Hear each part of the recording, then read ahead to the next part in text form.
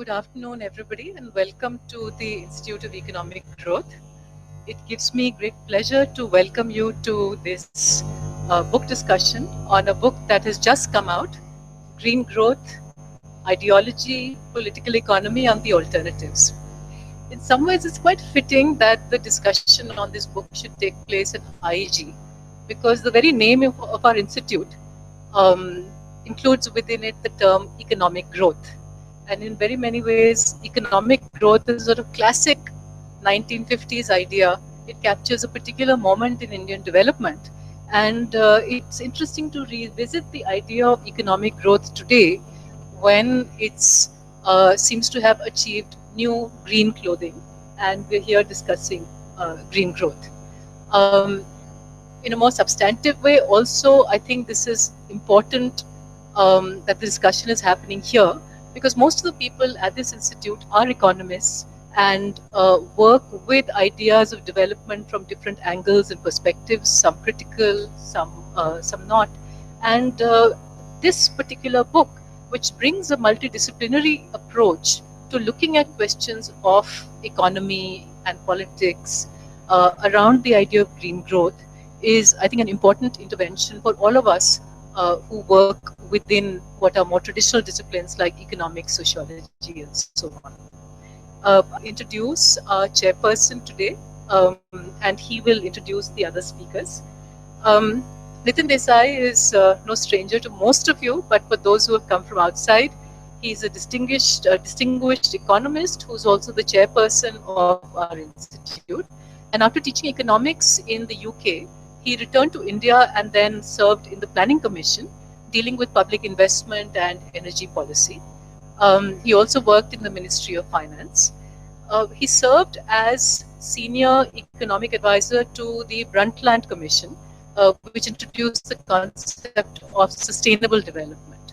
And in the field of environment and development, has really been a key player in some of the most important international initiatives. He was, for instance, Deputy Secretary General for the 1992 Rio Earth Summit. He went on to especially developing the Agenda 21 program. He worked as retiring in 2003. Since that time, he's been involved in a variety of public policy activities as both an advisor as well as a commentator on development planning, on regional economics, industry, energy, and international economic relations. So I don't think we could have had a better person to chair this discussion than NITIN DESAI. Thank you, Amita. I welcome Join the Institute, and Amita has referred to the fact that the title of the institute, or in a sense, reflects the ethos of the 50s. Let me all say a word on another reason why it's good that we have the discussion here. Because though that may be the title of the institute, in fact, the institute has been far more wide open in its in other ideas. It is one of the few places, for instance, where resource economics has been a major part of its work. I see what Kanchan is missing. Kanchan is missing, but Kanchan has also worked in this area. Murthy, who was here, he also did. The other thing that is also very special about, besides the demographic unit in this place, was also something which brought in different dimension. The fact that it has a major agricultural research group here necessarily required them to connect economics and resource management in a much more serious way. And also the fact that it was a place which had a very lively and successful sociology unit, which brought in, we remember Joshi was the authority on land reform issues and so on. So I would say that in many ways it's very appropriate that this discussion should take place in the Institute of Economic Growth, which, despite its title, is one which has always been provided space for a much broader discussion of growth and development than, let us say, a very narrow economic orientation would have done. So let me just add my word to the appropriateness of this. We have 2 speakers and 2 commentators. How much do we have? About a couple of hours? We have a couple of hours. And we are under instructions from Amita that the speakers will have 15 minutes each and the discussants 10 minutes each. I'm about to exhaust my 5 minutes that she has allotted me, but I'll probably reserve my remarks for the end rather than for the beginning. We have as speakers 2 people, MANU MATHAI and ASHISH KOTHARI. MANU works in the Azim Premji University. I understand on the intersection of energy, environment, and human development, and he's working on sustainable structures of living together. You have, as everybody doesn't have this. He's been working in areas of renewable energy, advocacy on energy justice issues. His publications include one on nuclear power, which Routledge has published, and he's this emerging group of people whom we could describe as, how shall I describe you people, as environmental economists or as resource economists? Okay, good. We'll find one. The second speaker is ASHISH KOTHARI, who is, of course, the founder of a group which has been very active, particularly in Delhi. He's taught at the IIPA. He has worked on biodiversity issues. This has been his métier, the whole area of forestry, biodiversity, and he's worked in this area. But he's also worked a lot with communities, and his contribution here is very much on the work with communities. And he's written or edited over 30 books, and I think many of us know well, and I also welcome him. We have as commentators DUNU. DUNU is I don't know how I describe a friend. So DUNU is somebody who's been involved in many different areas. He is himself a chemical engineer by background, but restricted his activities. He runs this the Hazard Center, which did a lot of work. He has been associated with a large number of groups, including, and provides a lot of support to community organizations. He is also currently senior fellow in the Shivnadar University, which in the Center for Public Affairs and Critical Thought.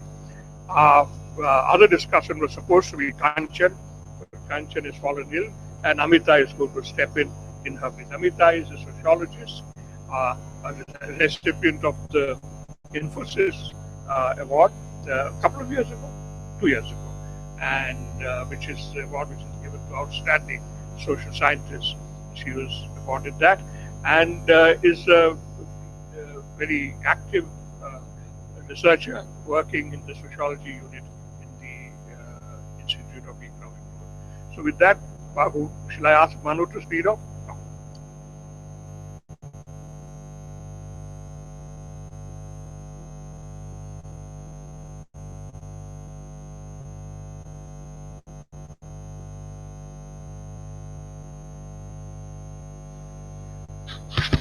Thank you so much, Chair, and thank you all so much for coming out and making time for this. I think I'll just start off by setting up why green growth has emerged as an interesting topic, and which has garnered a lot of attention, and offer a couple of thoughts by way of critique, and then leave it with Ashish to talk about the alternatives, or at least how we're thinking about alternatives, right? The whole project of trying to think of what else, if not green growth, then what else. So before that, just a couple of small points about the book, just to describe the book in details. Came out this year. It's organized it has an introduction and 12 chapters organized into 3 sections, and each of the topics in the subtitle roughly refer to one of the sections. And it's a fairly expansive project with about 20 odd people contributing as authors, co-authors, editors. from 9 different countries, and we were very generously supported with a grant by from the APN, Asia Pacific Network, to organize a workshop prior to the book project actually got underway, and then the book and its dissemination and so forth. So thanks to them. All right, so the number of different ways in which we understand, so I guess everybody would agree there's an environmental problem or environmental crisis out there, right? That's kind of common knowledge now. And the number of different ways in which we all look at it. And I'll just give, over the next couple of slides, I just want to go through a few different ways in which we look at the problem. And this is just kind of a very common picture you could take in most Indian cities. Depicts a lot of pollution, water pollution in this case. And also, very importantly, it depicts a lot of lives that are blighted, life circumstances and life possibilities that are blighted. And there's also kind of the photographer's view of it from the outside, looking at the problem. The next image is about air pollution. This is actually a picture I took from inside my car of the pollution in the world outside. Again, just to underscore the point of the distance between the problem and the observer. This goes on. You can go across scales and also across gradients of wealth. This is a shot of Paris a couple of years ago with smog. So the idea that environmental problems go away with wealth needs more evidence, needs more backing, I guess. And of course, by now, this image is very, very popular, very widely known. And this is trying to look at the world as a patient, if you would, and trying to discern some metrics through which we can understand this patient and then treat this patient and to manage the problem of environmental degradation, right? So these are various ways in which I guess I've tried to capture the environmental crisis, and in some senses the assumptions we bring with us. It's a problem out there, and we as people who are equipped with a certain kind of perspective and certain types of knowledge are able to discern this problem, right? So I won't say more about that at this point, but just the next slide I'll move into a little bit of a history. I'll come back to those images a little later on. I'll just move into a little bit of history about where green growth is coming from. So green growth isn't really, I mean, it's gotten a lot of attention, say, in the past 10 odd years, I would say. It's become very popular in the policy networks, policy discussions, and so forth. But it's not entirely a new and unheard of idea. It doesn't just show up from nowhere. And it certainly is related to what preceded it, the Sustainable Development Agenda, going back to the 80s. So in that sense, it has a relationship with that space, but it differs in some critical respects. What we argue in the book is to suggest that sustainable development had a much more expansive understanding of the problem, and it also was much more expansive in terms of its recommendations, in terms of its prescriptions, in terms of where to look for answers and what to do. It was much more expansive, much more inclusive in that sense. And here I've just pointed out things like, grassroots engagement was very much within the sustainable development discourse.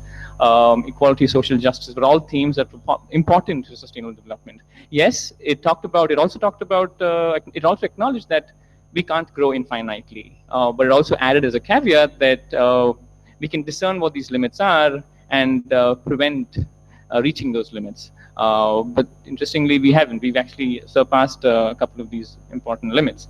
But there was a promise of doing that, and it was in some sense also had the seeds of being a little more politically radical. If you look back, I mean, even going back before sustainable development, early modern environmentalism, take names like Amulya Reddy or in India or Emery Levins in the US, talked about energy. They had very radical conceptions of what renewable energy promised. They talked about it in very much in terms of decentralizing power, and I'm punning on power here, power in terms of just power generation, but also political power. And it held out this dream of reorganizing a centralized top-down world, right? That was the promise. That was a radical potential, I guess. A colleague of mine wrote a paper once, and he called it, and he was trying to chart that transition, and he called it from love-ins, also punning on Emery Levins's name, love-ins to logos, to show how it goes from this radical space to something that is pretty much technocratic and dictated now. And you can see that happening with many of the renewable energy agendas and programs around the world. I mean, they've gone from decentralized investments, actually, in terms of decentralized distributed generation, towards large centralized projects. And even in Germany, the balance, although half of German installations are in the decentralized space, Germany also is moving more towards centralized power generation. So that whole radical spirit to sustainability discussions from long ago is rapidly diminishing. Okay, so so nevertheless, sustainable development had all of those various aspects within it. But the concern that sustainable development would become reduced to sustainable economic growth wasn't far removed from even thinkers in those days. So somebody like, for example, Herman Daly, writing in the early 90s, warned that we should not start looking at sustainable development, sustainable economic growth, right? But we have done that. And another person who was supposed to send in a chapter for the book, but ultimately couldn't. But we had his draft, so I've taken a nice sentence from his draft, and he characterized green growth as this thing that's precipitated out of sustainable development that promises to, is a plea for sustainable development without tears. There is no need for rearranging things. There is no need for restructuring relationships, right? All of those big relationships can stay in place. We can tweak it, optimize it, be more efficient, be smarter. And that's the language that green growth offers. And so John Crowley said it very nicely, and I like the way he characterizes it, without tears. And in the book, we make a few allegations. We say green growth seeks to address systemic contradictions, but in an explicitly apolitical manner. The tears part, right? Doesn't want to meddle in the messiness of politics. And how do we do that? There is a spirit of technological optimism is probably a little bit, well, I would actually say it is technologically optimistic. It has a certain naivety about how technology plays out or the possibilities of technology as being kind of the way to go. So it isn't critical enough or anywhere close in terms of a critical take on how we should think about technology. As you probably can't see it on the screen, the last line there, it is essentially, and this is a point that Larry Lohman makes in the book, it's essentially, green growth is essentially renewed rounds of commodification, right? Appropriation, commodification, capitalization. So it's just a way of doing the same thing again and finding newer spaces from within which to extract surplus and say that we can do it green. Hang on, just do that. Yeah, okay. And so the promise of green growth, and this is a line from the introduction, it relies a great deal on scientific insight, engineering sophistication, managerial smartness, and through these ways we can make amends for the mistakes of old industrial growth, which wasn't smart enough, right? And in that sense, in focusing on this kind of space, it takes out the idea of ecological modernization that was also present in the WCED report, right? It was part of it. But in the WCED report, it was part of a much larger canvas. Here, it's kind of taken out and presented as, now, this is the core for environmental policy going forward. And the promise in all of this is to decouple growth from environmental pressures and mitigate its consequences. And so various kinds of phrasings that people have used in the book, green neoliberalism, they've alleged that green growth represents the tradition of green neoliberalism, and nature continues to be disaggregated, as a point I made earlier on, that nature continues to be subject to the same processes of disaggregation and commodification. A little bit by way of, I think that image has moved a little bit, but anyway, a few thoughts by way of how green growth has arisen and come to prominence. In that story, East Asia has a lot, it kind of plays an important part, and certainly South Korea plays an important part. And it was one of these UNESCAP ministerial conferences in 2005 that actually said that the sustainable development rhetoric should step aside, and we should introduce the rhetoric of the language of green growth. And the president of Korea, Im Young-bak, was a keen advocate. The previous president before Ms. Park became president. Oh, sorry, is that too loud? Okay. So they've really pushed it and they've actually thought about it as a national development strategy, and have used their so the green growth, I think it's called the Green Growth Institute, is actually based in Seoul and so forth. So Korea's been a lead advocate of the idea and those policies, and it also entered the Rio +20 process. But before that, there was an interesting problem we had with the financial system, and green growth kind of played an important part. I mean, it was how nice to talk about growth, how nice to be green while you deal with the huge financial crisis and the economic crisis, right? So it promised this, we can hit both these huge problems with one stone, and essentially a green spending was a part of the stimulus packages of many countries, and significant amounts of money was actually spent into things like, efficiencies. Obviously, efficiency is the lowest hanging fruit. So across the board, you can hit for efficiencies, home weatherization programs, and so forth. So this is just a chart from the WRI website, which charts, which points out some of the numbers that countries have spent. But it got a huge shot in the arm. So it was a big fillip. Having, I shouldn't say having the financial crisis, but the financial crisis was turned into an opportunity.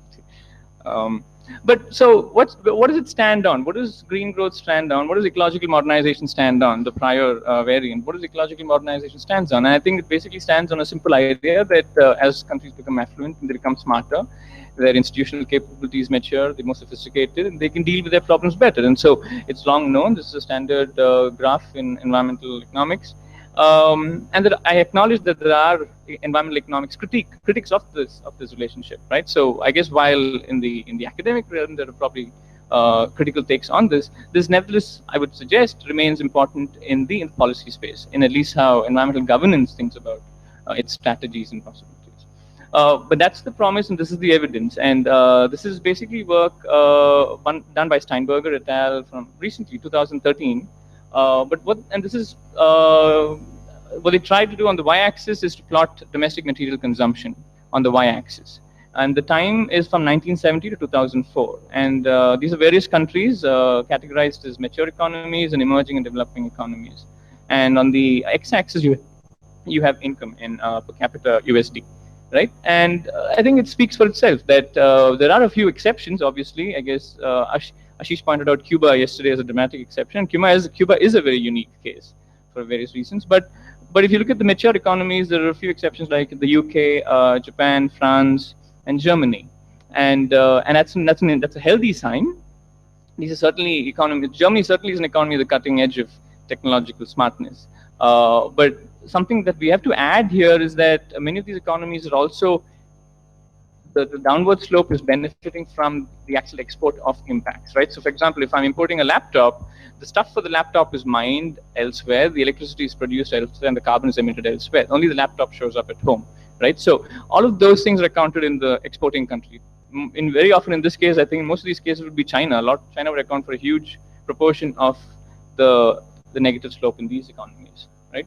But with that caveat, there are some economies that are flattening out and so forth. But overall, with affluence, you can see the world average there. It is an upward slope.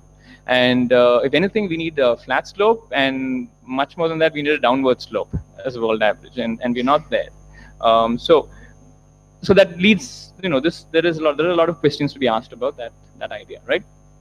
The promise of decoupling is something you'll hear a lot in the green growth situation, and this is work by Tim Jackson, cited by a chapter in the book by Oleg Hoffman, and he's essentially trying to point to different scenarios in terms of carbon intensity in reductions, right? So the y-axis is grams of CO2 equivalent per US dollar, and how much that has to reduce under different population and economic growth scenarios. So the x-axis is just a number of different scenarios. You'll see the world average from 1980 at 1,000 grams per USD. By 2007, certainly the world has become 23% more efficient, if you would, and it's about 760 grams. And there are certainly economies like the UK and Japan that are much more efficient than the world average.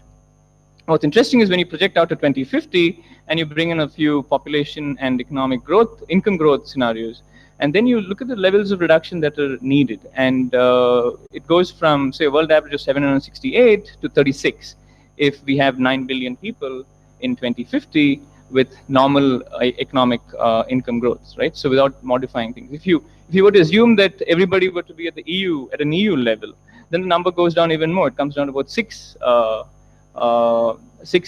grams per from 768. So 6 grams of CO2 per dollar USD, right?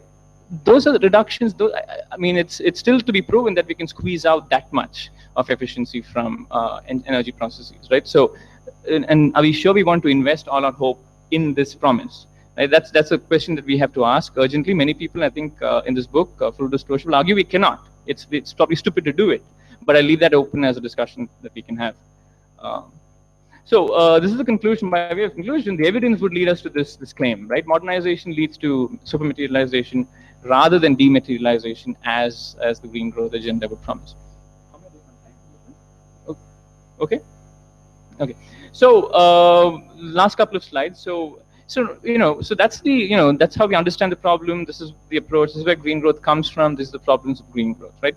Now, what do we do going forward? And I just want to leave you with a couple of, I guess, thoughts on changing our perspective of looking at the problem, rather than looking at the problem from the outside, right? We probably need to adopt a perspective of entering the picture, right? So rather than looking at society and nature, us being society or capitalism, whatever else, and nature out there, it's a resource or a stock, a sink for waste or whatever else it is, rather than that kind of relationality, and then always trying to figure out how we want to fix it, how about we enter the picture and then think about, there is no nature out there. It is society, nature, nature, society. It's a vice versa, co-productive kind of, and reflexivity is an essential part of that kind of relationship. So it's no longer that nature's out there, but it's nature produces us as much as we produce nature. And when we adopt that kind of view, the relationships become much more important. And these spaces of resources or whatever else that we talk are no longer just spaces, abstract spaces out there, fishing grounds or mining areas or whatever else. They become spaces, they become concrete spaces with very specific relationships that they are a part of. This lady does what she does because I enjoy something, maybe cheap shrimp in this case, right? And that's not something out there and in here. There's certain relationships that positions each of these actors in their specific places. There are values, there are norms, there are regulations that are all, that code those relationships, that put those relationships in place. And just to kind of channel James' wonderful new book called Capitalism and the Web of Life, doing this, he suggests, brings focus to the ways in which capitalization and appropriation of work together, capitalization and appropriation work together as patterns and rules of reproducing value and power. So reproducing value and power, right? And these are not spaces, there's no abstract spaces out there that exist outside the domain of power. They're very much part. This happens because of certain interests that are vested in this happening. It's not a mistake. It's not for lack of clarity or smartness.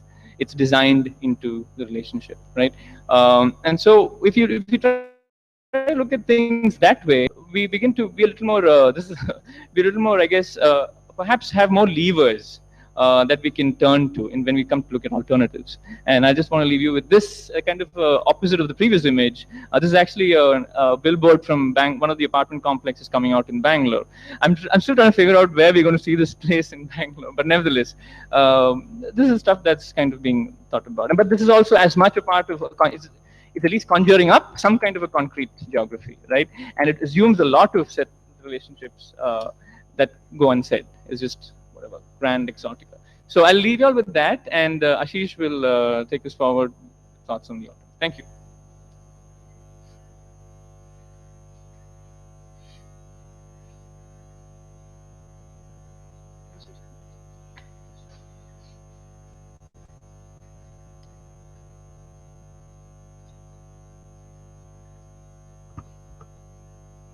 Thanks. Thanks, Manu. Yeah, I'll take over. Well, thanks first of all to IEG, Amita, Nitin Bhai, and everybody else for this opportunity. I'm going to spend the next 15 minutes trying to actually go beyond the second last slide that Manu had, and looking at, he mentioned the phrase concrete geographies, and I would actually like, or maybe we should call them mud geographies, to look at a series of examples from around India of where I think people are already practicing or trying to practice fundamental alternatives to the kind of problems that we see with the mainstream models of development and political governance and so on, which, as Manu has so well brought out, don't really even address, at least not fundamentally address, the kind of ecological, social, economic, political problems that our current models are creating, which I'm not going to go into, just putting up a couple of slides there. And also, before I start doing that, I think to mention that what are the alternatives? What are these alternatives to? Is something that I think we always have to keep in mind. So it's important to always remember that we're talking about fundamental structures of inequality and power, concentrations of power, and so on, which include the 3 or 4 that I've put up there.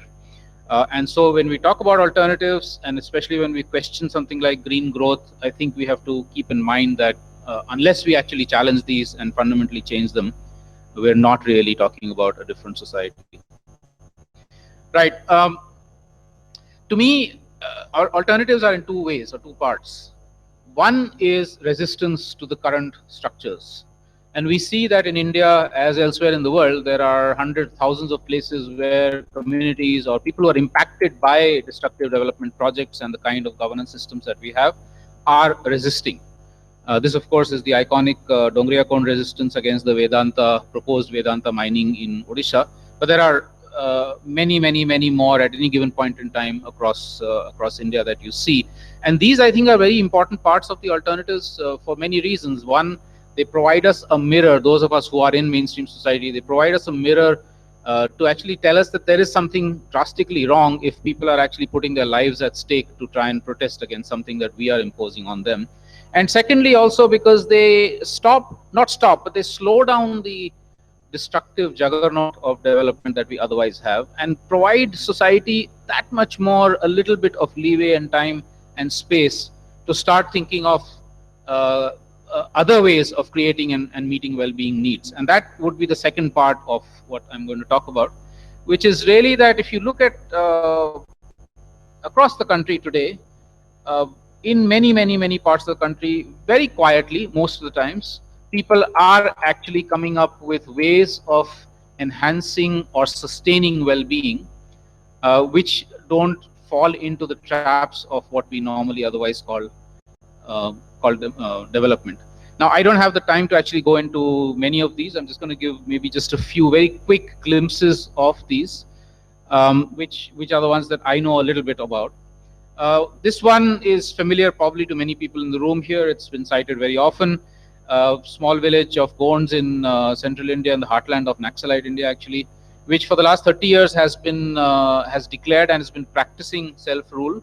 Their slogan is that while we elect the government in Mumbai and New Delhi, in our village we are the government, and we will not actually give up our decision-making powers to anybody outside of the village for those issues that relate to this village and its surrounds. Through that kind of much more democratic, direct democratic functioning in which the entire Gram Sabha, men, women and children are involved, and also the formulation of an interesting set of bodies called Abhyas Guts or study circles, fairly similar to what we do in our academic institutions.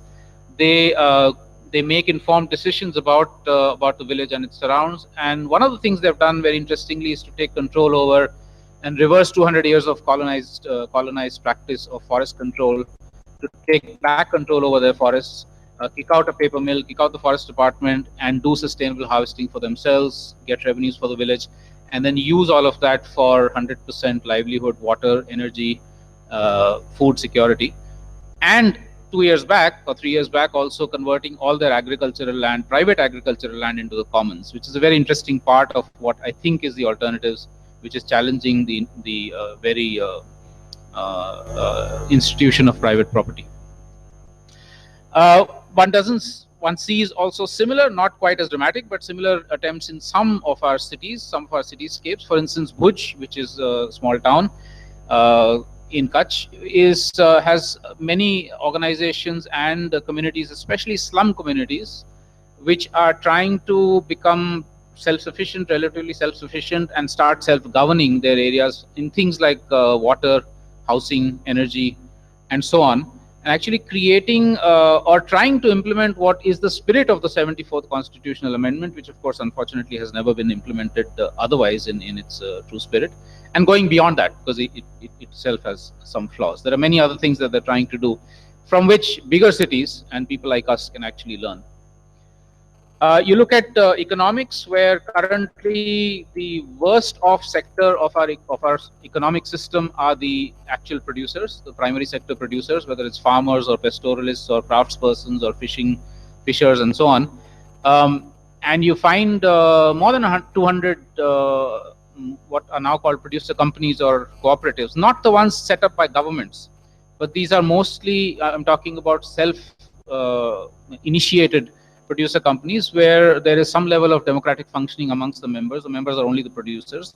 In some cases, NGOs or sometimes even government officers have help, but otherwise it's the producers themselves that are part of this. And basically by collectivizing their operations from production all the way to marketing, they're able to have at least a greater say in the economy than used to be the case when they were just individual producers, and in many cases also eliminating the middlemen or traders and taking over those functions themselves.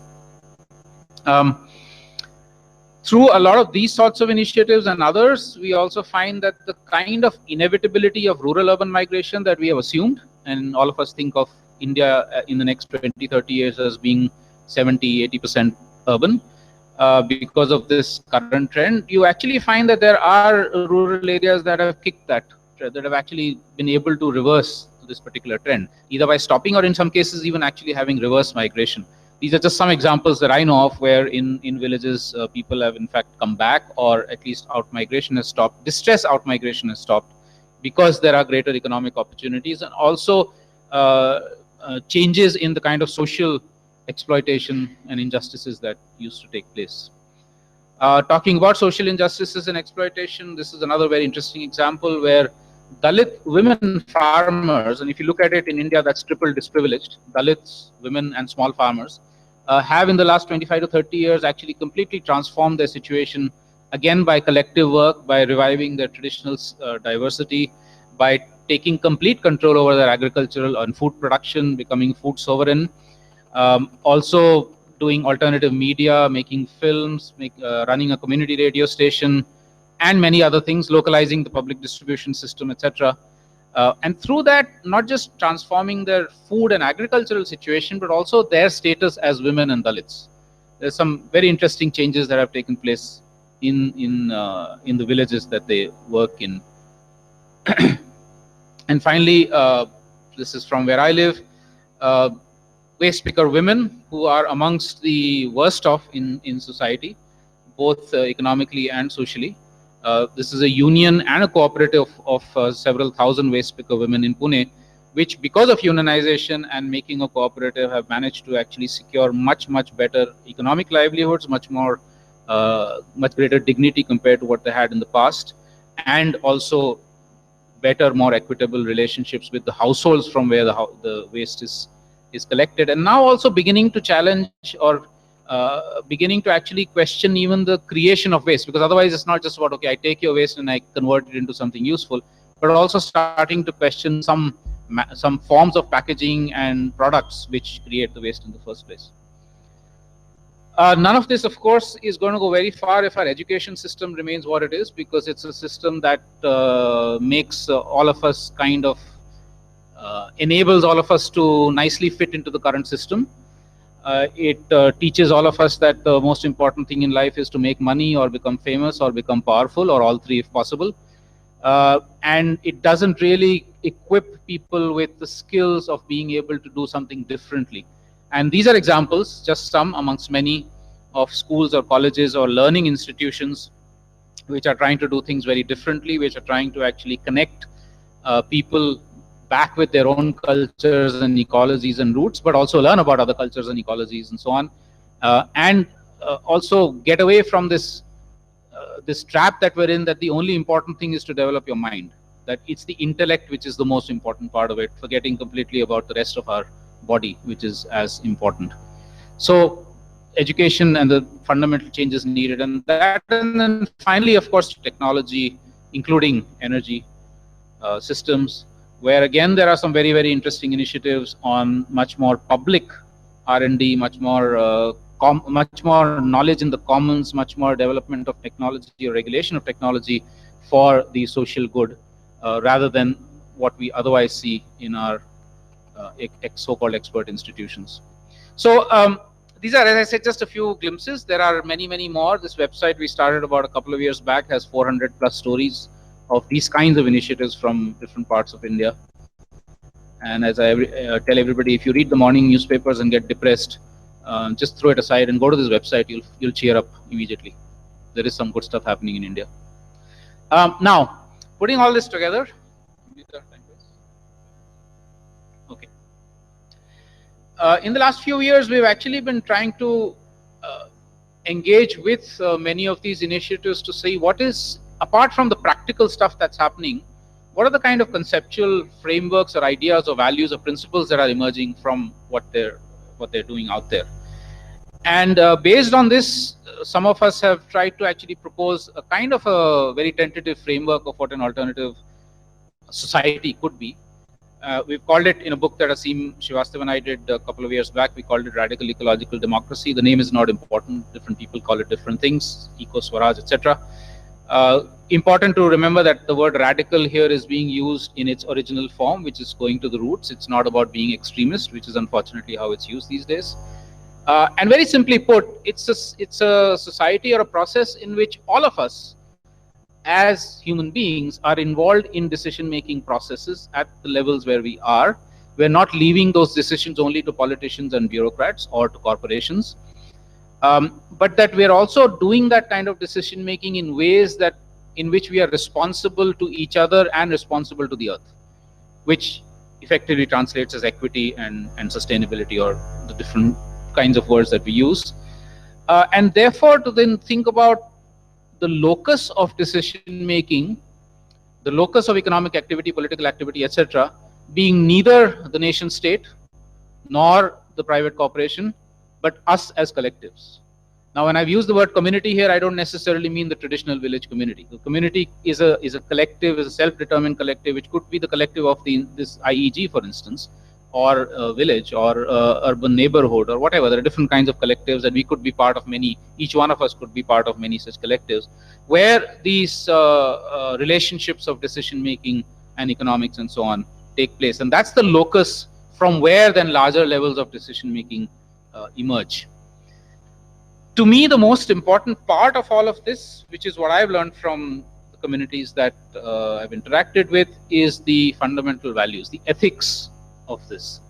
And one of the biggest problems, not just with green growth, but even, for instance, with the sustainable development goals that we now have, all countries have signed on to last year, is that there is no statement of ethics. There is no set of ethical principles underlying the SDGs or anything virtually that comes out of that system. And because of that, you find fundamental contradictions still being there. So the preamble of the Sustainable Development Goals is really, it's great language, talking about, you know, peace and harmony and sustainability and equity and so on and so forth. But then if you start looking at the operational parts, there's still, for instance, dependence on economic growth as being the key driver of reaching there. And as we know, that's to me at least, that's a fundamental contradiction. And there are many others like that. I'm not going to go into these each of these values. There's no time for that. But I think it's very important to try and actually place a set of such values, and this is not a finite set here, that it can of course go further, as opposed to the kind of values or lack of values that the dominant capitalist or state-dominated systems actually tell us. Just to give you one simple example, for instance, today's dominant economy is all about individualization, privatization, and so on. Whereas what these initiatives are telling us, it's about cooperation, solidarity, collectivity, the commons, everything being in that. And, or for instance, the last one here, which is one of my current favorites, which is where I recently wrote an article about livelihoods versus deadlihoods, where we are destroying hundreds of millions of people's livelihoods, which are actually which are not jobs, they are entire cultures, whether it's pastoralism or farming or whatever. And then we're creating in the modern sector so-called livelihoods where we desperately wait for the weekend so that we can take a holiday, which means we're really not enjoying the work that we're doing, because enjoyment is then separated. And how do we actually change that and make work and leisure actually one? So there's a whole set of these which I think needs discussion for a future society. India is obviously not the only place where this kind of exciting creativity and innovation is taking place. There are many, many, many, many examples from around the world. I've just put up a few here, both of sort of broad worldviews and frameworks, and also of actual practice on the ground. I was recently lucky enough to actually be in Greece and meet about a dozen of such initiatives, which was very interesting because they were saying that, yeah, we put some of our eggs into the basket of Syriza as a government because as a revolutionary leftist government, we had some hopes for it, but it has collapsed. We don't have hopes in it anymore, but we are doing our own thing. And actually there's some incredible activity on at the grassroots level in Greece of people self-provisioning, people doing all kinds of things, and also saying that when we talk about localization, it's not about saying we are against migrants. It's the most interesting thing that I saw there, that all of these initiatives are actually welcoming refugees and migrants. They're not refusing. So it's very unlike the other kind of localization movements which are closed localization, which are xenophobic, which don't want foreigners in. And so there's a lot of this happening from which we can learn, and who can learn from what's happening in India. Finally, then, I think putting all of this together, we try and use these a set of these 5 concentric circles or pillars or elements to actually see what could really be a fundamental alternative. Again, I'm not going into detail, but to me, working at all of these levels, ecology, social justice, political democracy, economic democracy, and culture and knowledge, is really crucial, especially if one wants to interrogate things like green growth and what is now being called sustainable development. Because now virtually everybody is talking about green. So, you know, you get organic food or natural products are all over the market. What that really means, one doesn't know. And so the big corporations are all also into now organics and naturals and so on. But and they may well in some cases be meeting some aspect of number 1, which is ecology, but they clearly are not meeting criteria with respect to economic democracy or social justice and so on. So you actually start, or for instance, the Hindu right wing, and it talks, or at least a part of it talks about tradition and ecology and environment and so on, but of course violates other aspects of this kind of a framework. Again, I'm not going into detail on this. I think nobody has conclusive answers to this, and everything I've said is not meant to be in any way conclusive. There are lots and lots of issues which are, of course, up for dialogue. I'm just going to put up a few. In an ideal eco-Swaraj or radical ecological democracy, or any other term you want to use, eco-socialism, etc., situation, would there still be the need for a state? And if so, what would be that form? Or is there a transitionary stage in which the state needs to have some form? Would there be a need for business sector? And if so, what form? What's the process of globalization that we are thinking of? We're not saying we're anti-globalization, but maybe we're thinking of a very different kind of globalization, which is really genuine, respectful cultural exchange, people being able to go and visit each other, etc., and not economic globalization or financial globalization, which is where money is the only thing that is borderless right now, or capital is the only thing that's borderless right now. How do we? The examples I mentioned and many others are scattered. Some are small, some are big, but they're all scattered. They're not necessarily connected. What is it? What are the forces that would actually connect them towards the larger macro changes that we need? How do we, since we're in an academic institution, how do we rethink academics itself? What is the new economics going to look like? What is the new sociology going to look like, etc.? And put different epistemologies together. The examples that I showed, if you take, for instance, something like Medha Lekha, or you take several of the Dalit women in the Deccan Development Society, they have their own expertise, they have their own worldviews, they have their own ways of talking about things which are extremely deep, and we have ours. How do these different forms of knowledge actually meet each other and create something even stronger? And finally, of course, who is going to actually lead the pathways towards radical transformation? We've been dependent way too long on political parties, and I personally think we need to move away from that, especially if you're talking about direct democracy as being one of the elements of the radical change. But then who? Mass movements, NGOs, workers' unions, academics, who will be at the forefront of this? So I think these are all things for discussion, and we've been doing some of this discussion between different sectors of society and different kinds of people in a process that we started a couple of years back called Vikalp Sangam, just trying to bring different energies together from all these different sectors, and to see, not just in terms of exchanging ideas and not just exchanging experiences and building further collaborations, but also trying to see if there's a grassroots upwards way of envisioning a different India. where we're learning from, of course, the classics, the Marxes and the Gandhis and so on, but also grassroots voices are coming into that kind of ideological framing. There's much more available on the website. I also have a couple of small publications I brought some copies of, and I'll stop there. Thank you.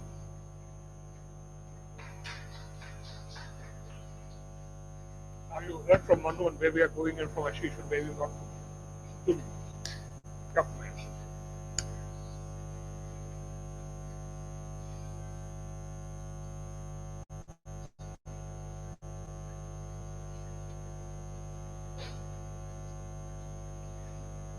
Thank you, Amita, for inviting me for this. Actually, this book is a blessing.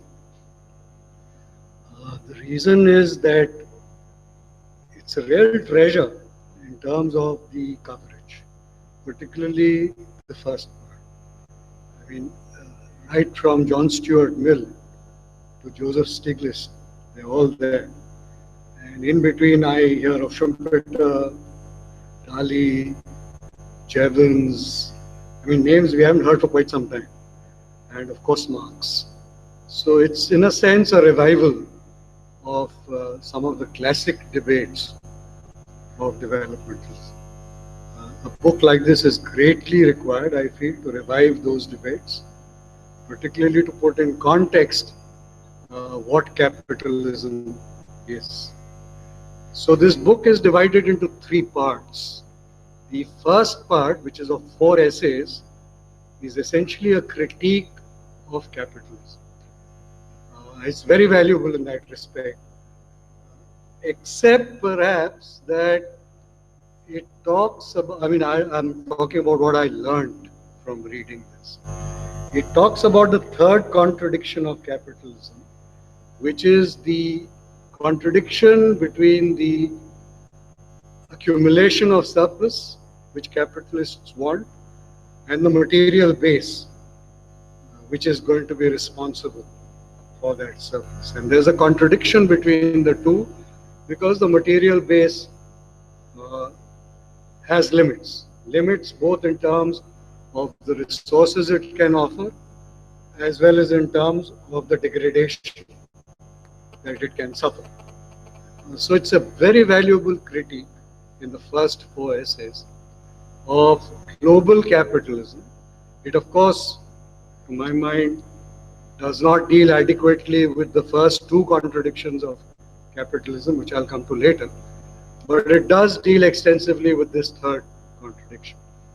And while dealing with it, these 4 essays broadly come to the conclusion that green growth is actually part of capitalism. It's an attempt by capitalism to deal with a particular crisis which it faces because of the contradiction with the material base. But by inventing or propagating or promoting green growth, capitalism is not getting away from the contradiction because those contradictions are inherent within green growth itself. So the message is very clear. But how to deal with it, there the 4 authors, or sets of authors I should say, have different approaches to it. And I just spell them out because they're extremely important for this kind of a discussion. The first option that is spelled out on how to deal with it is to say that actually it is the crisis of capitalism that will generate the revolt. It will generate the alternative. And as proof of that, it shows that it is whenever there has been a crisis, including the last 2008 crisis, that is where capitalism is faced, in a sense, with a defeating moment. And it is that defeating moment that needs to be captured. But to capture it, you need an organized force, and therefore, until one does capture it, it's possibly better to continue with the whole business of mitigation and adaptation within the capitalist frame. So that's one. The second option is that this kind of capitalist camouflage, which is underlying green growth, will meet its inevitable resistance. And it is that resistance which will defeat the machinations of the capitalist economy. The third is that there's the bear of capitalism, and the social and environmental movements globally need to poke that bear harder with a harder and stronger stick, which basically means that you have to contest capitalism.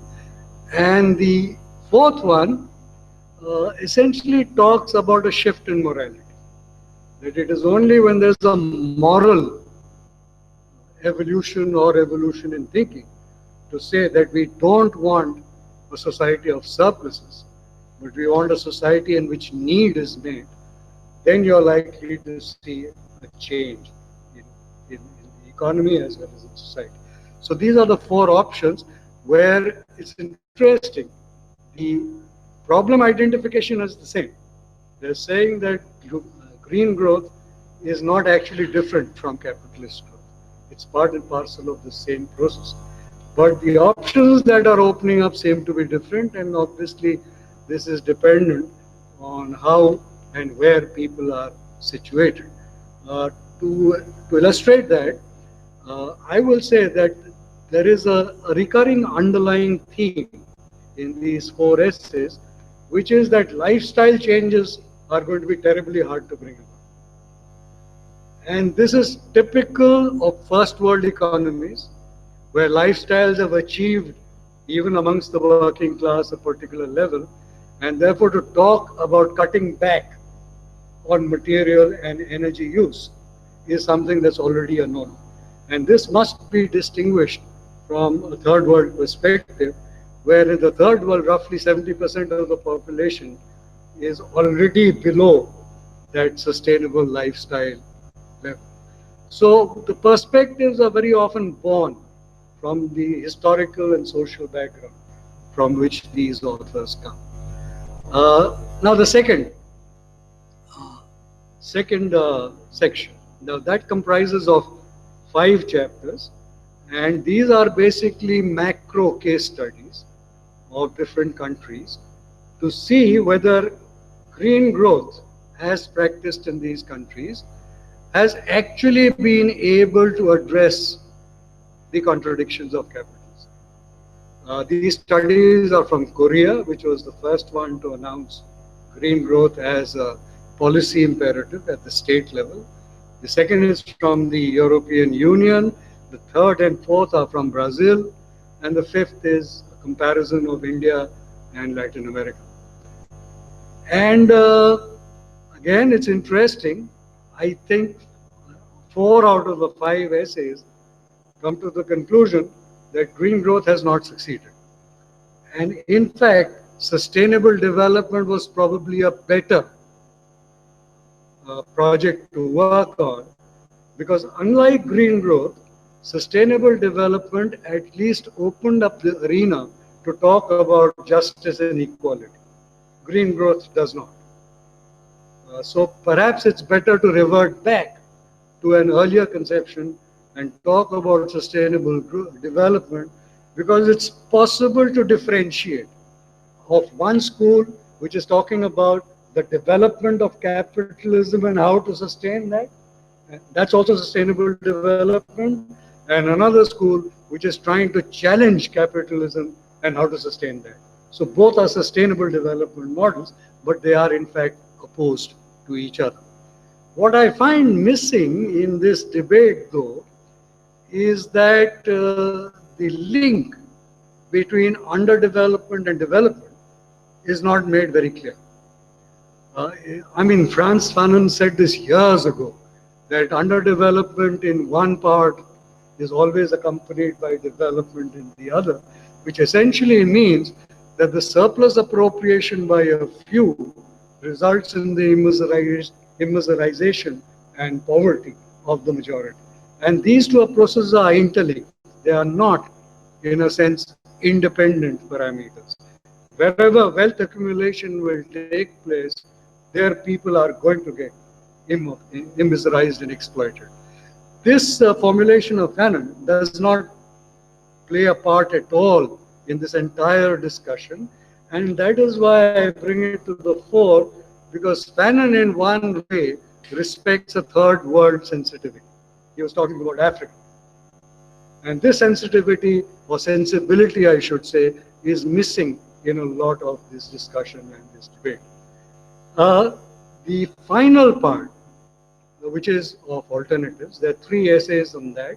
One, of course, is the radical ecological democracy model that Ashish has already presented, so I will not discuss that. The other is from the US, which is of the sustainable energy utility, as opposed to the common energy utility. So in a sense, the energy utility in Delhi would be the Delhi Vidyut Board. But now that it's privatized, it would be one of the private power distributors. But a sustainable energy utility, according to them, is where consumers get together to generate the amount of electricity they need. So communities in the US getting together, this is essentially in Delaware, where they got together and started generating and distributing electricity, which is most of it was renewable, which was adequate for their needs, from which they developed this thematic that you produce what you need, you don't produce services. And the third one, which is the most illustrative and I think important of the lot, is it takes examples from India, which is of coffee plantations, from UK, which is of agriculture, the generation of food, and from Brazil, where landless, the movement of the landless has acquired land and is practicing sustainable agriculture. I should add a corollary to that. I did the figures. It's 375,000 families of landless who acquired 5 million hectares. And if I divide one by the other, what I get is 20 hectares per family. So that's a huge leap from being landless, not to being peasantry or not to being kind of peasants at a subsistence level, but very much what one would call kulak farmers. This leap, and these 3 have been discussed within a larger framework of how it fits into capitalist development itself. And they make a very important point in this discussion. The point that they make is, while we see that's trapped between celebrating and critiquing. Should we celebrate these creative initiatives that are being taken by associations and organizations, or shall we critique them? So they strike a middle ground and say, we'll first celebrate them and then we'll critique them. What I find very important about this critique is what they say is that any successful alternative which they have analyzed, eventually when it starts producing surplus, will be appropriated. It will become part of the capitalist machine. The state will step in, or a company will step in, or the so-called CSR or corporations will step in to appropriate it. And while raising this point, they actually don't discuss it further as to how it can be resisted. So from that, I'll finally come to the 2 contradictions of capitalism that have not been mentioned in this. They've been touched upon, but have not really been mentioned, have not been debated or discussed. The first, of course, is capital's inherent internal contradiction, which was illustrated 150 years ago, of periodic crises, of overproduction and underconsumption. So capitalism goes through these repeated crises. It may attempt to delay them. Keynesian economics played a very important role in doing that, but they have never really been able to overcome. The time may have been delayed. The second is the contradiction of capital with labor, which is the external contradiction of capital. And this has been again touched upon, but not really debated.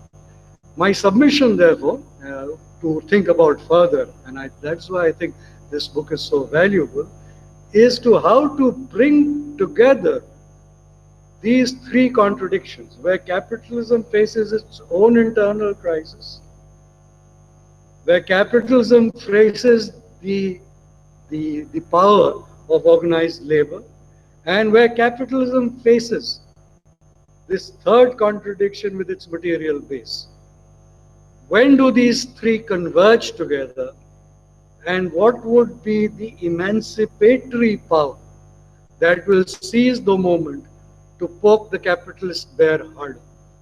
This question has not really been addressed in this book, but it opens the gate for us to discuss it, and that is why, coming back to my initial observation, that it has, in a sense, resurrected the old debates which we had heard of very early on. It's put them into a contemporary frame, and therefore it's an extremely valuable one, provided we go beyond where it has stopped.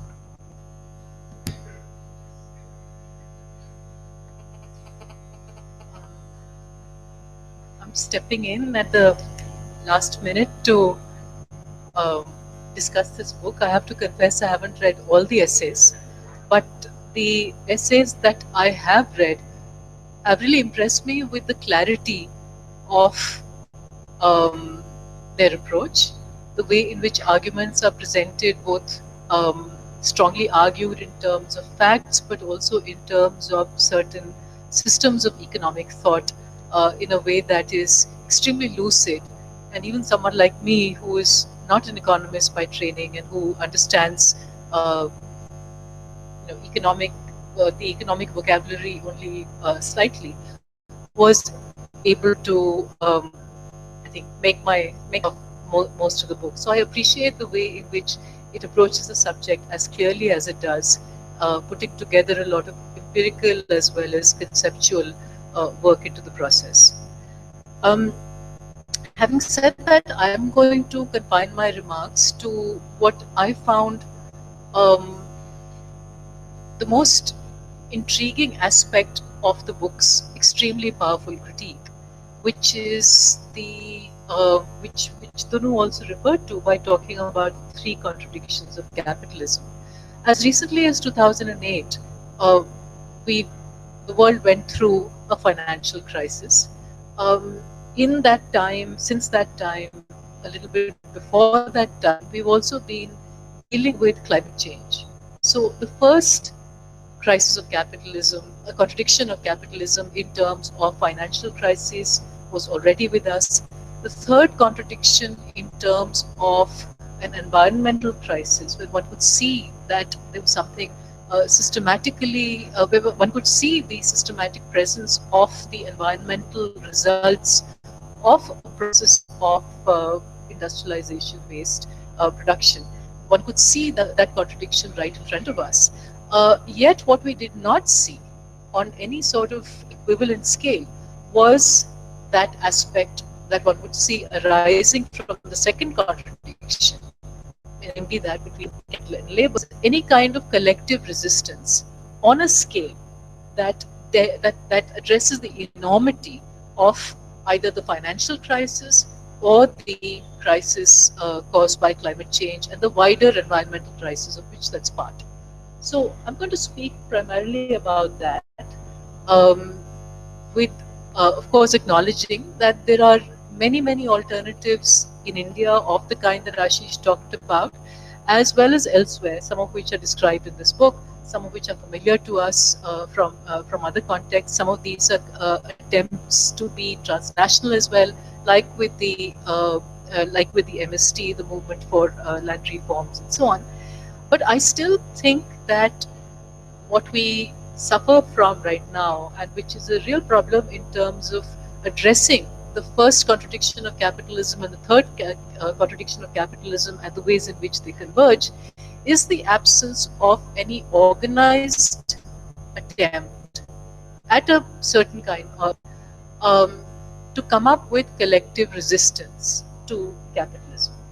And I think to try and understand why that's the case, we need to go back to the previous moment of the 1980s, when the dominant paradigm in which capitalism was addressed was that of sustainable development. And from sustainable development, we've come to green growth.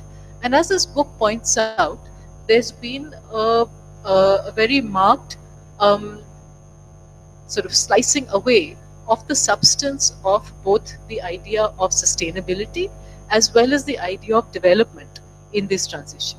Um, the idea of development, when it focuses only on growth, means jettisoning a lot of the fundamental bases of human welfare. And the idea of green growth, in particular, takes away from what was a major part of how sustainable development was to be achieved, namely the idea of civil society involvement, mobilization, and participation.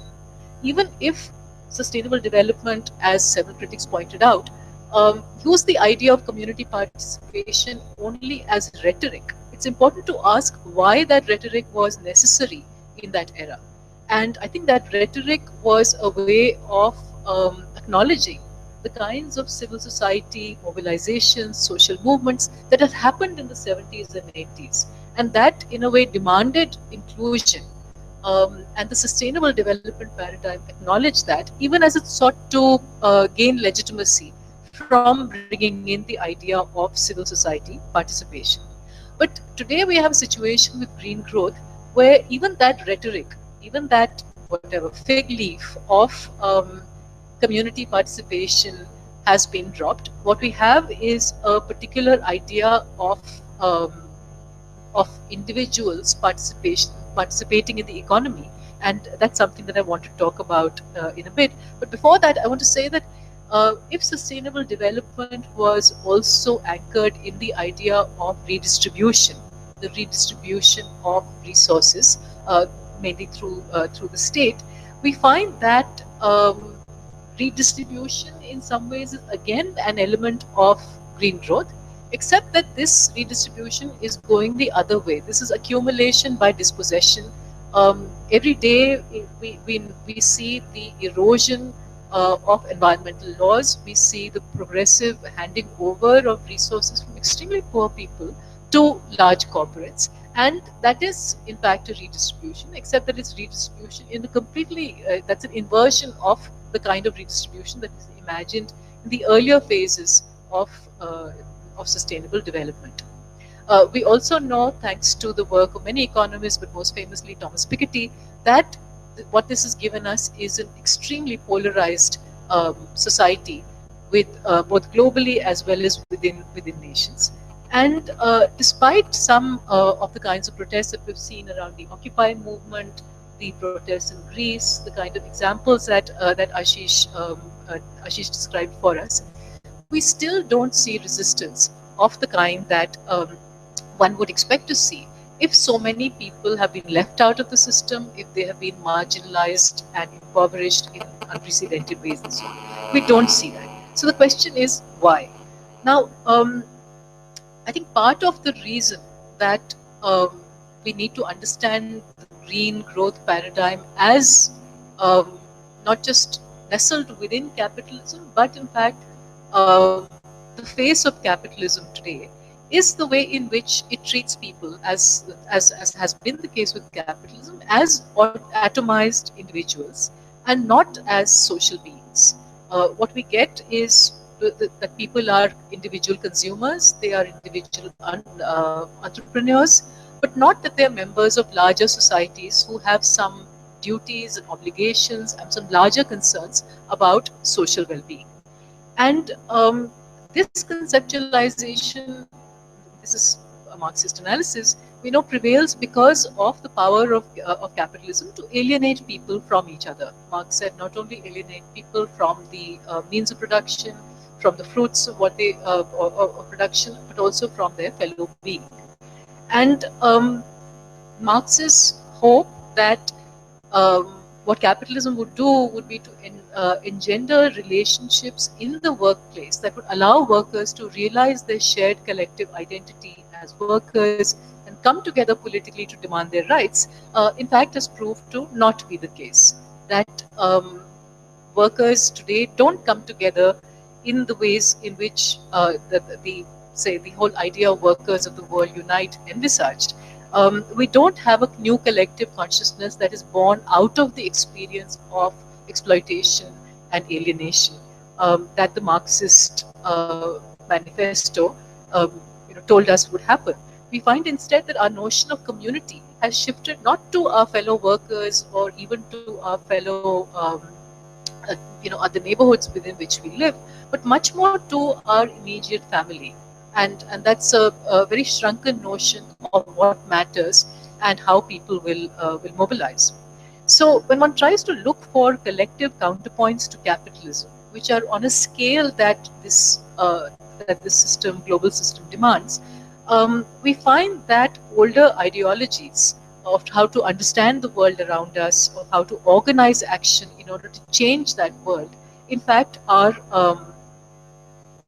to put it bluntly, are bankrupt. And I think organized left politics has certainly not been able to deal with either the crisis, either the financial crisis, or the way in which that happens to converge with the environmental crisis. In fact, I think it would be fair to say that the only notion of community that today has been invented on a scale that challenges the individualizing tendency of capitalism is Islamic fundamentalism. There's nothing else that conjures up a community, which is a transnational community, as effectively as does Islamic fundamentalism. I mean, apart from capitalism, that's the only one. At a national scale, we can perhaps attribute Hindu nationalism the same sort of ability to bring people together.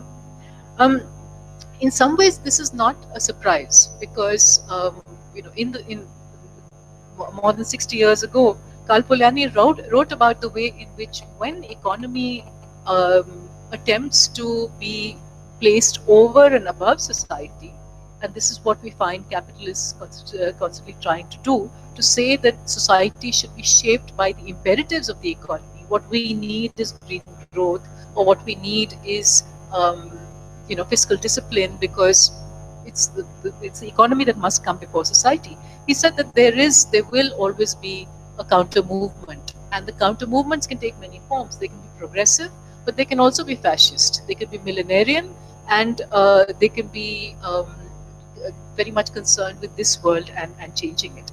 So the question before us really is, what other kinds of communities can we imagine, given that we live in a world where capitalism divides us from ourselves, divides us from others who happen to share the same positions, both within our country as well as outside, divides us from those who happen to share the consequences of the kind of crises that have been created, even if we have separated them in terms of geographies, in terms of class, caste, etc. Recently, Amitav Ghosh has written a book where he talks about fiction, literary fiction, and the way in which, as a product of culture, it has just not been able to deal with the climate crisis, even though that's a crisis that profoundly shapes how we live today, as well as how our future is, what our future is going to look like. And perhaps that crisis of imagination that Ghosh talks about is not confined to cultural products like literary fiction, but in fact is reflective of the larger crisis of imagination and of collective mobilization that we feel as academics, but also as people in the world who are trying to engage with political economy and in some way try to change it. But unless we come up with some sort of a way of dealing with that imaginative crisis, coming up with a set of ideas that can inspire people to act together, I think we're going to be left with that idea of growth that still is extremely seductive, which is, it's a line that I actually find really intriguing. It says, "A rising tide lifts all boats." And at one level, that's just a perfect notion of growth, right? You have growth, everybody benefits. But in today's times, when we're dealing with climate change, the idea of a rising tide is not a benign one necessarily, but could well be symptomatic of some sort of tsunami or apocalyptic environmental event.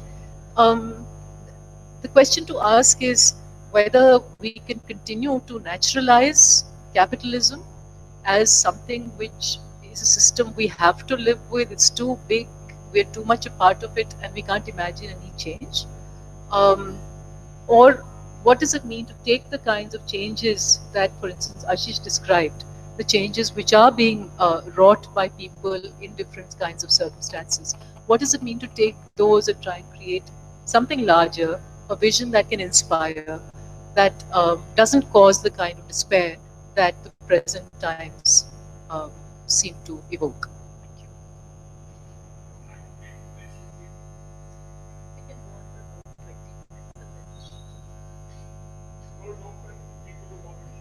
Questions that either of them, the four of them are here. No questions?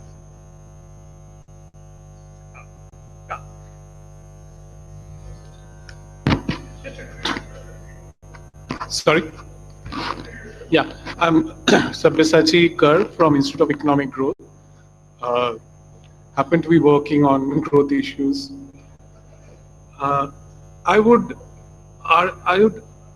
disagree quite strongly with some of the things that many in the panel have agreed on, and that is to look at these twin problems of capitalism as in a sense jointly, to deal with them together. The one of the crisis of low growth, the financial crisis kind of problem, and the other of resource constraints, etc. It seems to me that in so many ways these two problems are very different problems, and one is a problem of capitalism working too well versus one is a problem of capitalism actually not working almost at all, stuttering. So the solution to the stuttering problem was provided by Keynes to an extent, but in today's world, political economy does not always allow Keynesian solutions. And to my mind,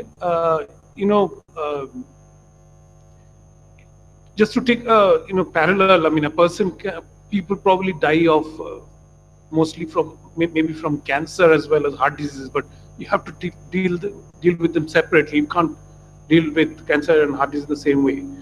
So the problem, one way to think of it is that one way that macroeconomics thinks of it is in terms of stocks and flow. So the problem of natural resources is more a problem of stock. It's about the stock of natural resources being limited and that total output production not being able to go beyond that. Whereas growth essentially is much more of a flow issue, year-to-year issue. You don't really think of growth output in terms of so much in terms of stock. Those stocks are indirectly related, and I would again say that these two are very separate kind of problems to be dealt with. Both need to be dealt, but very separate.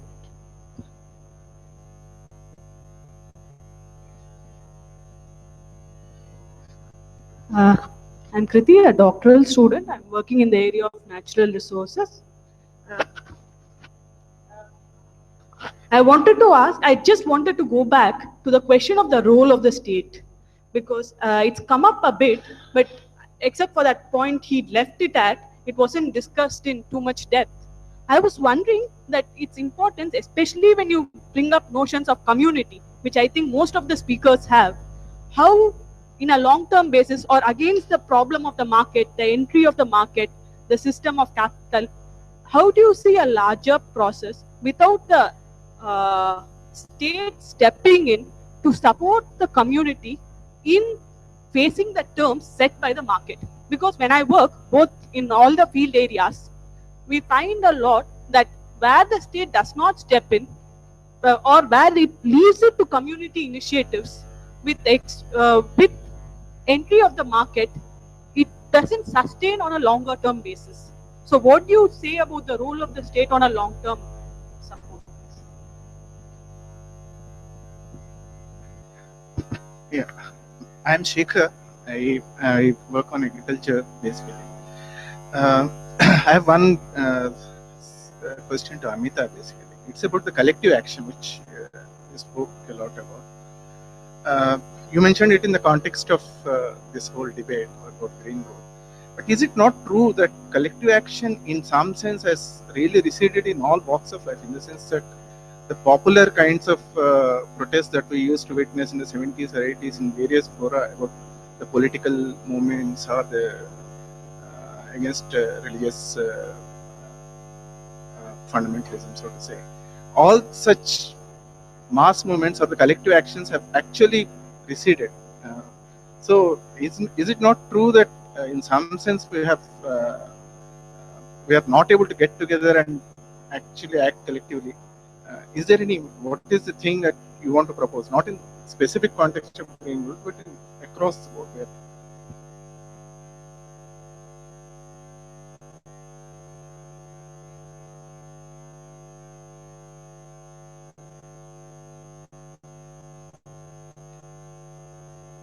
One is in recent times I have always grappled with this personal dilemma.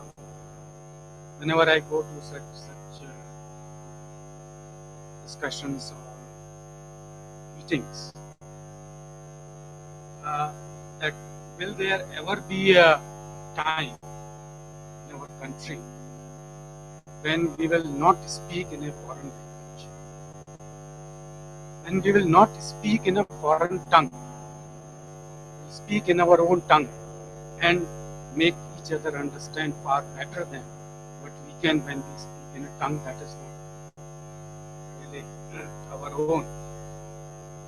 Although people do then say, you see, this is not a country, this is a continent, and so many different tongues, and how do you come to a common tongue? And so in that sense, English is become a common tongue.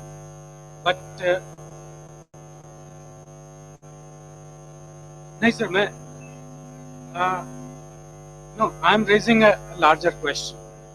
मैं ये नहीं कह रहा कि मैं अंग्रेजी में नहीं बात करना चाहता या हिंदी में बात करना चाहता हूँ या मैं सिर्फ माइंड सेट की बात करता हूँ कि जब तक हम as long as we continue to speak in a tongue which is not our own, such meetings would always exclude stakeholders who, not being comfortable in this tongue, cannot participate.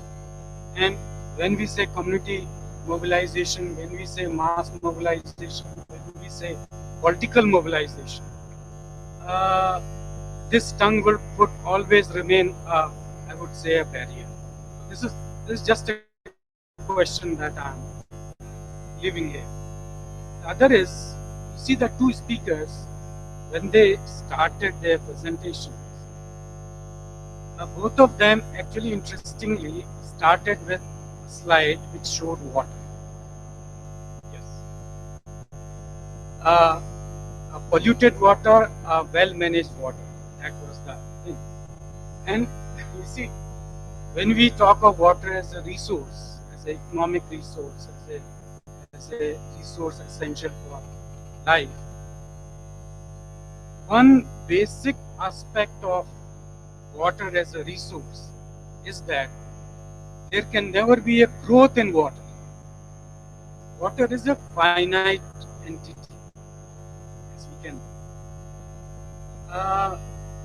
And so when we deal with a resource like water where there cannot be a growth, so when we say economic growth, it cannot apply to water.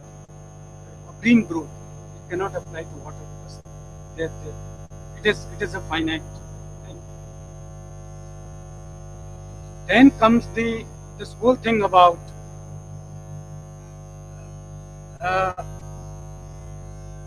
green living. How do you use this water? How do you manage this water, which is a finite thing? And therein comes all these examples that Ashish has shown, and I'm sure these examples are from across different parts of the world, where they have come together to really manage their water in a far more sustainable manner than what the state has been able to do, is trying to do. And so this whole thing about growth, economic growth or green growth, if this could be kind of transformed into living, economic living or green living as a and not growth as an and, I think we may find better solutions.